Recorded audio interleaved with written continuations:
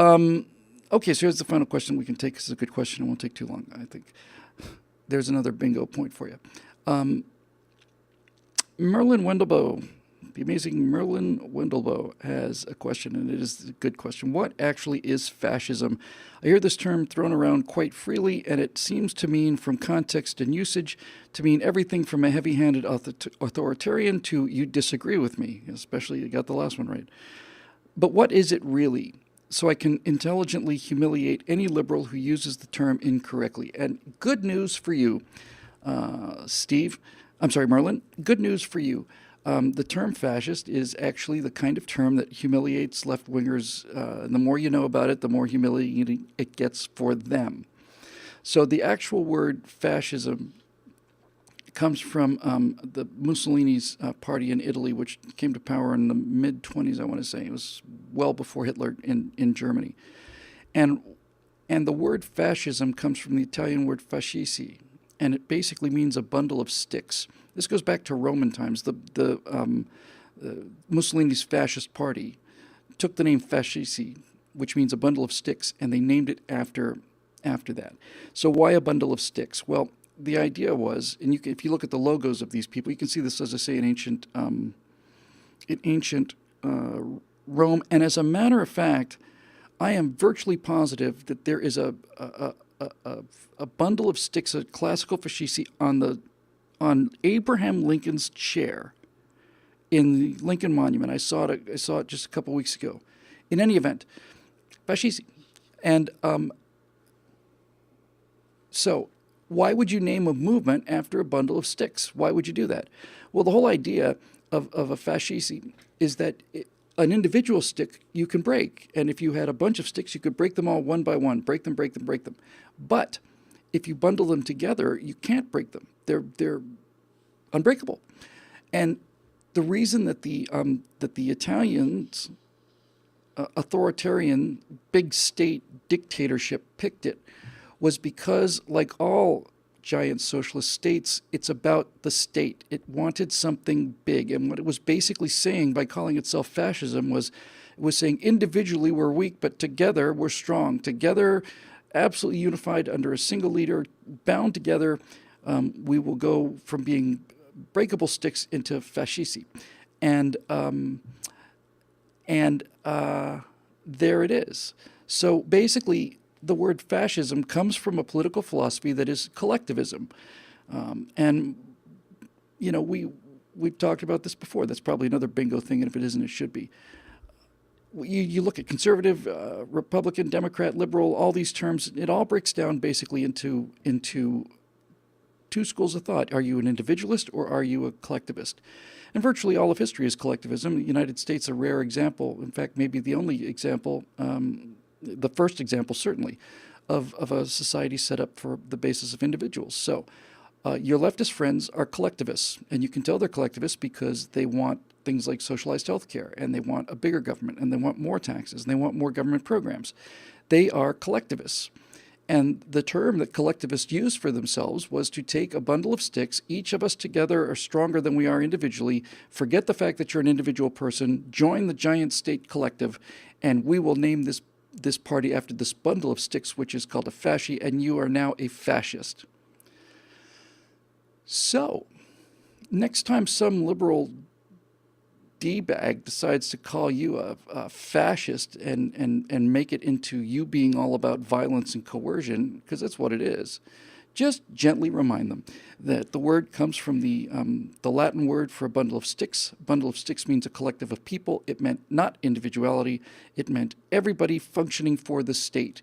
And at the top of the state was the dictator, and the lines of authoritarianism went all the way down to the ground. That's all it is. It's just a name for dictatorship and tyranny, and it was picked because the rubes out there thought it sounded good. Same way the rubes out there think all this stuff sounds good. Hitler saw Mussolini come to power, and Hitler was waiting in the wings, basically, and he said, boy, this is something.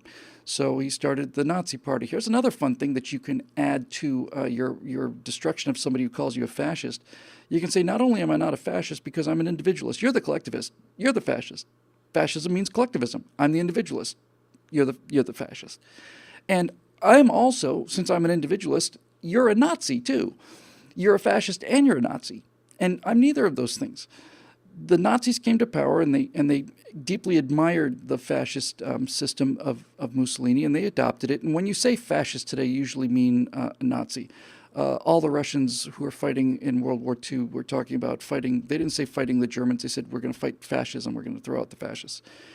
And so what fascism is operationally is a very powerful state. It does not own private businesses or private property in the way that communism does, but it directs them. The state directs the economy. The state tells businesses what to do, and then within very narrow confines, the businesses can go ahead and do that.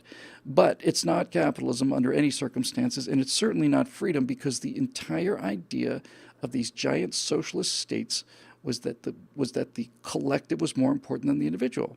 And you had three of them going on at the same time. You had Mussolini in Italy with his bundles of sticks, his fasci being fascist. You had Hitler, whose fascism was called National Socialism. Nazi's an acronym for National Socialist German Workers' Party. It's National Socialist NSDAP, National Sozialistische Deutschland Arbeider Partei, something like that. But it's Nazi is a term. It's a contraction for National Socialists. And every time the Nazis would talk about themselves, they would call themselves National Socialists. We believe in a National Socialist future and our National Socialist identity and blah, blah, blah, blah, blah. Socialists. Okay? And then, of course, on the other side of the border, you have something that's very similar, and that is communism, which does own the property, but like fascism and Nazism, communism is about the state. The state has all the power. It's got gigantic police forces, and anybody who decides to speak out against the state is taken out and killed. That's true in fascist Italy. It's true in Nazi Germany. It's true in communist Russia, and communist China, too, for that matter. So they're all about socialism. They're all about a collective. They're all about the philosophy that the needs of the many outweigh the needs of the few, and if you're an individual who disagrees with that, then you're just simply taken away and either shot or worked to death, depending on how kindly the particular, drunken sergeant that pulls you off the street feels. So, fascists are collectivists. Conservatives are individualists. And if you ask me which is more important, the individual or the collective, I would say the individual is more important. And that's why the Constitution is written the way it is. The Constitution doesn't protect groups of people, because if some people are protected, other people are not, and those people usually end up being the scapegoats, and the next thing you know, your rivers run red with blood. The Constitution protects me individually, and as long as the Constitution protects individuals, then everybody's protected, because everybody's an individual. So you believe in your own destiny. You think that if you work hard, you should keep virtually all of your money. I think that too. We're individualists. You think you're responsible for your own health care. I think that too. That's part of being an adult and part of being a grown-up. I don't have to have somebody tie my shoelaces. I don't have to have somebody cut my steak into little pieces. And I can also do things like buy my own health care. And they are the collectivists, which means that they are brothers, cousins to the fascists, the Italian socialists, the Nazis, the racial socialists, or the communists, which were the class socialists. But that's basically what they are. They're three different versions of the same foul-smelling brew. Conservatives are none of these things, and we don't believe in any of these things. And that's why it's so hilarious to hear these left-wingers talking about the rise of fascism,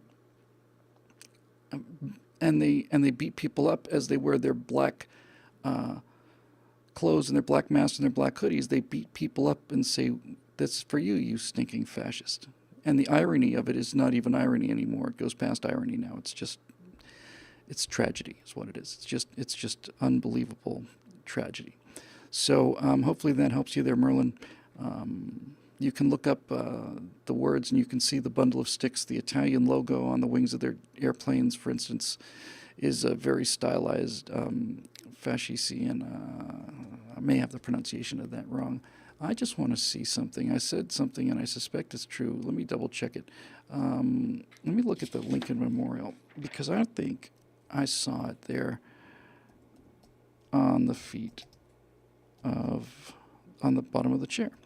Now you have to understand, well, what are you saying? Lincoln was a fascist? No, I'm not saying that. I'm saying that Abraham Lincoln died 70 years before fascism came into power. Hey, look at that. Yep, there you go. What about that? Here you go, folks. I'll bring this up for you. If you look carefully, and you don't have to look that carefully, it's about as clear as it can be here. Hang on a second. Okay. Yeah, feast your ever-loving eyes on this. Here it comes. It's coming through now. So there's Abraham Lincoln, and Abraham Lincoln sits in his throne of glory, looking out at the miscreants out there in the Capitol and in the Congress. But look at the way that his seat is constructed. You can see that the front legs of that chair are fascisti rather. They're bundles of sticks, and I'm sure that at the time that the Lincoln Memorial was carved, it was put there to show that we're united. And lots of cool things happened before the World War II happened and screwed up everything. This was a symbol of unity, not a symbol of conformity. It was a symbol of e pluribus unum.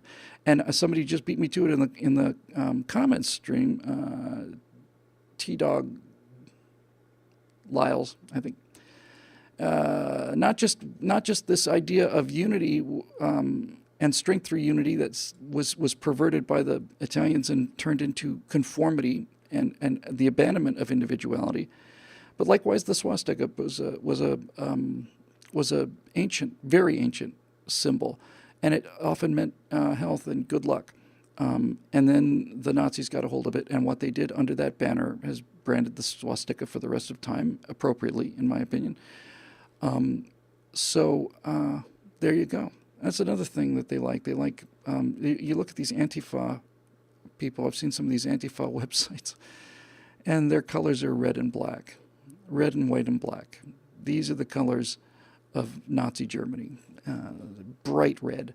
The communists, when Hitler came to power, the communists had their red flags, and Hitler said, we need something that dynamic. And instead of going with blue, he basically said, no, red is the color we want. And they basically stole their flag from him. Hitler personally designed the Nazi flag. And some bad things happened after that. So there you go. And by the way, if you really want to stick it to them as they're, if you want to give them a parting shot as they slink back to their cubicle, with tears in their eyes, just throw this at them too. Both the fascists and the Nazis and the communists came to power. They didn't come to power saying, if you elect us, we're going to execute all of you, and we're going to leave our cities in ruins, and we're going to get into wars that is going to cost you all of your male loved ones and most of your family and all the rest of it. They didn't do that.